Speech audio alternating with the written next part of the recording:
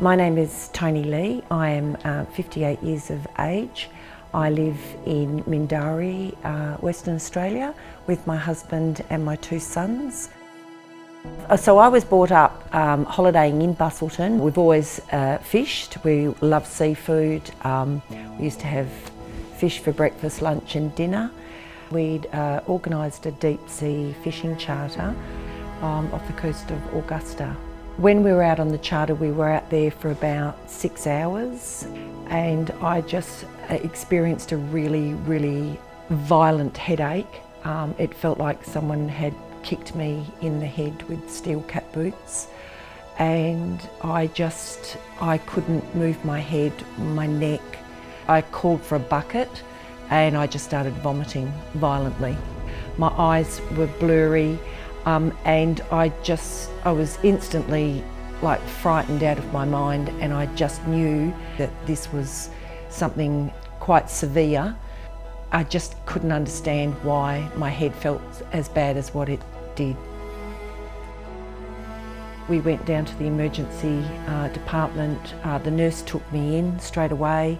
The doctor, he said, right, we're going to give you some CT scans. So when I went off for the CT scans, that's when it came back that there was blood flowing in and around my brain. And the presence of that blood was the reason why they suspected that it was subanachonic brain hemorrhage. I knew that I was in good hands. I knew that the professionals were looking after me. Once I got to the airport, I was transported from the ambulance out onto the tarmac, and I was received by the crew for the Royal Flying Doctor Service. Then I was loaded onto the aircraft. You're just surrounded by all this equipment, and you know that equipment's there for you. You know that it's there to save your life and to keep you stable and to keep you reassured. I needed to get to Perth really quickly. This was the best way to get to Perth. I was so grateful that I was there within such a short period of time, because if you were driving that, it would be 3 hours or 2.5, 3 hours. So you were there. I was then offloaded into another ambulance and then rushed through to Sir Charles Gairdner. The process would have been 45 minutes at the most. The staff were just so fantastic. They were so good and so reassuring.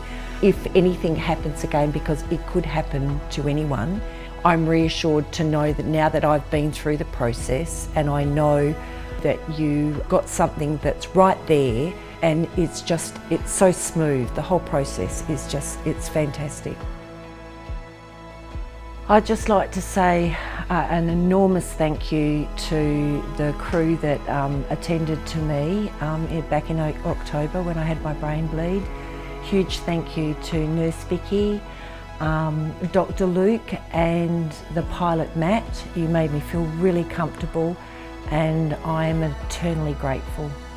So this Christmas, if you're looking for a way to give back to WA, I strongly urge you to donate to the Royal Flying Doctor Service. It's something I never thought I'd ever need, but thank goodness that they were there to help save my life.